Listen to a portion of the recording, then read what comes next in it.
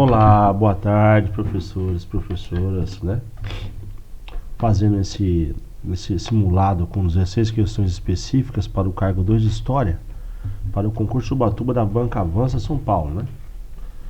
As perguntas são da Banca Avança, são 16 perguntas que eu estava fazendo no simulado aí, anterior, e aí restou essas perguntas aí. Como eu sou professor de História, resolvi fazer para vocês aí, tá? Então, continuando aí, tá um adendo, né? Do ano passado, 2022. Estamos na pergunta 26. Eu vou ler a proposta, pessoal, é o seguinte: eu leio algumas perguntas, até 10 perguntas, e aí depois eu volto com as respostas. Aí eu espero que vocês vão marcando no caderno, né? Pausa o vídeo, marque no caderno a alternativa que vocês acham, leia a pergunta com mais fluência, se você quiser. Aí depois eu volto e você vai corrigindo com o gabarito, tá bom? Então vamos lá. Conhecimentos específicos. Considere os itens abaixo sobre o saber histórico escolar e a seguir assinar a alternativa correta. O saber escolar é tão somente uma simplificação do saber acadêmico? O saber escolar é tão somente uma simplificação do saber acadêmico, mas todo o conhecimento presente no universo escolar criado pela escola, na escola e para a escola? O saber escolar se constrói apenas a partir do professor para o aluno, isento das experiências vividas pelos discentes. Então, dá uma lidinha. Depois eu venho com a resposta, marque a sua. 27. Considere os itens abaixo sobre a organização de conteúdos para o ensino de história, a seguir a alternativa correta. A seleção do conteúdo pode ser compreendida como um processo totalmente dependente do professor. A seleção do conteúdo pode ser compreendida como um processo totalmente dependente. Totalmente independente. Tem diferença. Ou a seleção do conteúdo pode ser compreendida como um processo que se desenvolve na atenção aos diferentes níveis de processo que se localiza a dimensão. Pense qual que você acha que é certa. Daqui a pouco eu volto com a certa. 28. Considere os itens a seguir. O ensino fala sobre metodologias do ensino de história, gente. O ensino de história contribui para o desenvolvimento pessoal e social do indivíduo apenas essa palavrinha aqui, sempre quando aparece essa palavrinha aqui, dá uma dúvida, né? Práticas educativas apoiadas em metodologias implicativas que apelem à participação ativa do aluno como sujeito, vai ser boa. A metodologia e os recursos usados no ensino de história devem possibilitar, boa também. Então pense qual que você acha que é certa, marca no seu caderno a alternativa certa, eu já venho com a resposta. 29. Considere os itens abaixo como linguagem imagética, né, gente? Linguagem através de imagens. A pintura pode ser vista como fonte não apenas de pesquisa acadêmica, mas também de ensino de história, pois ela compõe um discurso sobre o seu tempo. A imagem não reproduz a realidade, ela apresenta a partir de uma linguagem própria ligada a um determinado contexto histórico.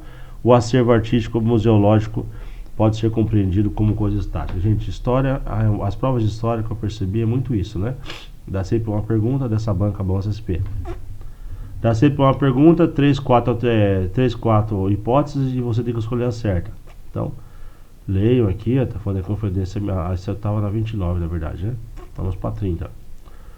Fala sobre a Conferência Mineira, ó. Sempre grifando, gente, o tema principal da pergunta, o foco principal, o objetivo da pergunta, você grifa, tá? Passa um traço embaixo, sei lá. A Conferência Mineira foi a conspiração política organizada por profissionais liberais, militares e membros da elite econômica social da Câmara de Minas Gerais no fim da década de 1980. Os inconfidentes tinham como principal intenção retirar o poder local do governador Visconde de Barbacena, que se configurava uma afronta à autoridade do Império Português. O ideário político do conteúdo liberal da Conferência Mineira apresentava a manutenção do regime de trabalho escravo. Vamos lá, gente. Pensa na pergunta certa, escolhe aí que eu já vi a resposta.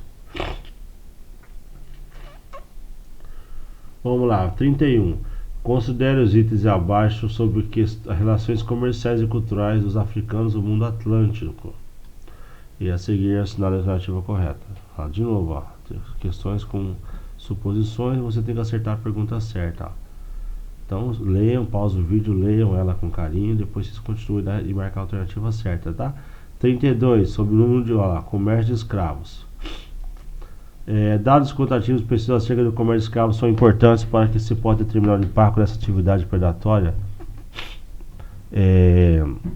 nas sociedades africanas ou as competências com o desenvolvimento. As especulações acerca do número de pessoas que foram escravizadas levam sempre a estimativas muito exageradas com o intuito de vitimizar a história africana. O Brasil é o país que menos recebeu africanos escravizados. Eu não vou nem deixar vocês pensar e responder.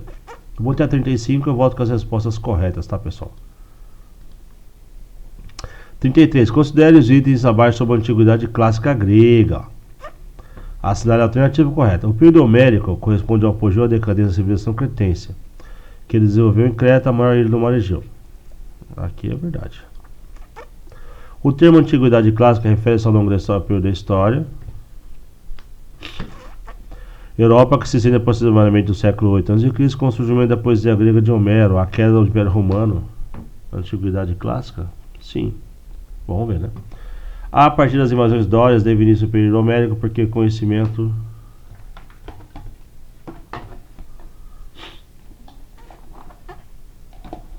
Eita. Peraí, então um negócio chato aqui. Por que você não tá indo pra lá? Vai pra lá. Vai pra lá. Porque o conhecimento que se tem da cidade grega, na época você deve em grande parte dos poemas de Ilíada e Odisseia. E 34, considere os itens abaixo sobre a cultura medieval a partir de assinar a alternativa correta. Período cultura medieval, gente. Idade Média também é chamada Idade das Trevas, devido à ausência de produção de conhecimentos que contribuísse para a cultura desse período. A cultura medieval é caracterizada pela influência da Igreja Católica sobre algumas culturas greco-romanas e germânicas. Grande parte da população medieval era alfabetizada, com sucesso farto aos livros. E questão 35. Considera os itens abaixo sobre a história da industrialização brasileira. A indústria do Brasil é bem antiga, se comparada aos outros países. A primeira parte dos séculos XX do Brasil dependeu exclusivamente da economia agrícola. Até a primeira metade do século XVIII, o Brasil dependeu exclusivamente da economia agrícola. Gente, agora eu vou voltar na 26. E eu vou ver com as respostas certas, tá?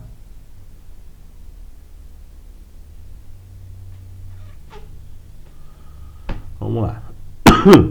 Confere aí com o seu gabarito aí. Questão 26, gente. Qual que é a alternativa que vocês marcaram correta aí? Quem foi na A? Errou, né? É a questão B de bola. Só o 2 está correto, gente. A não é não, tá? Deixa eu apagar aqui que eu fiz só para confundir vocês mesmo. O saber escolar não é tão somente uma simplificação do saber acadêmico, mas todo o conhecimento do universo escolar criado pela escola e para a escola. A 27, gente. Qual que vocês colocaram aí? Quem colocou a 3? Acertou. As outras duas são erradas, ó. Lembra? Totalmente dependente de parceiro. Pelo amor de Deus, não vou nem comentar essa. A 28. Qual que vocês colocaram na 28, gente? Qual? Quem colocou na B, errou. A questão certa é a E, gente. 2 e 3. A 1 não, né? Apenas. A palavrinha que fez ela tá errada aqui, ó. Sempre atenção nessas palavrinhas aqui, pessoal. É ela que vai encerrar a questão. Talvez se não tivesse apenas, estaria certa. Questão 29, pessoal. Qual que vocês colocaram na 29 aí? Quem colocou a D? Tchan. Acertou, gente. Apenas a 1 e a 2. Ó. O acervo artístico do museu deve ser cumprido como coisa estática? Não, né, gente? Vamos para a 30. A questão 30. Quem colocou a questão C? Acertou. O ideário político no conteúdo liberal da Constituição apresentava a manutenção do regime de trabalho escravo como uma das suas contradições. Vamos para 31. D de dado. 31 já deu a resposta, né? D de dado. Aqui, ó.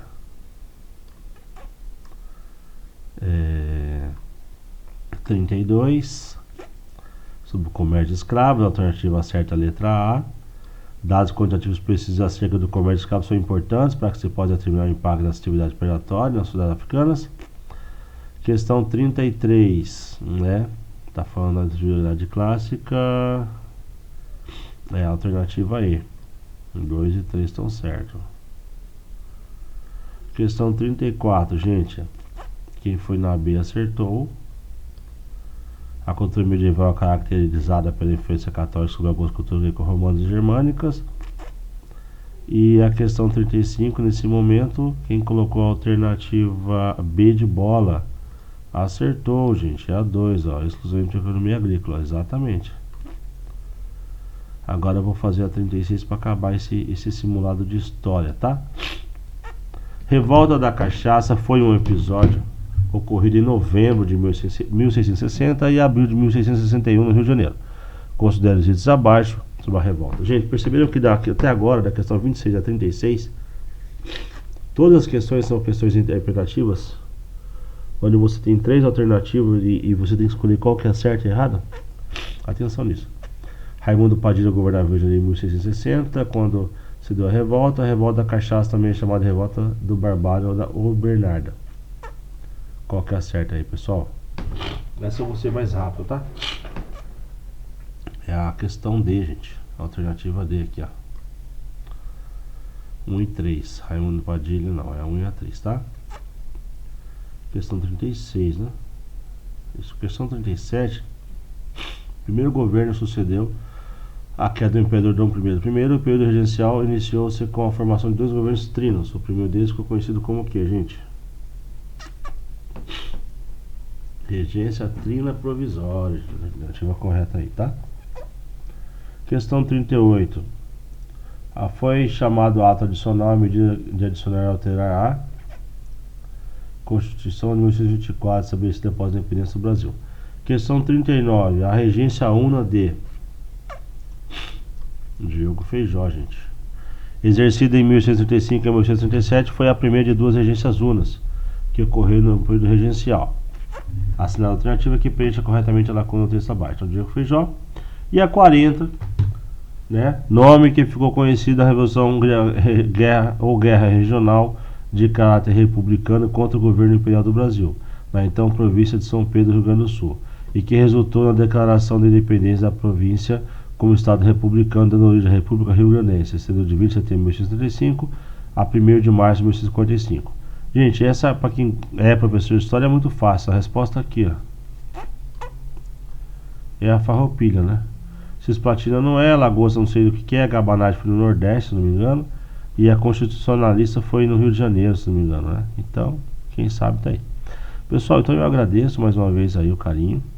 Lembrando que é um simulado, bem simples, com o meu método de fazer simulado, que é ler as perguntas e depois dar a resposta.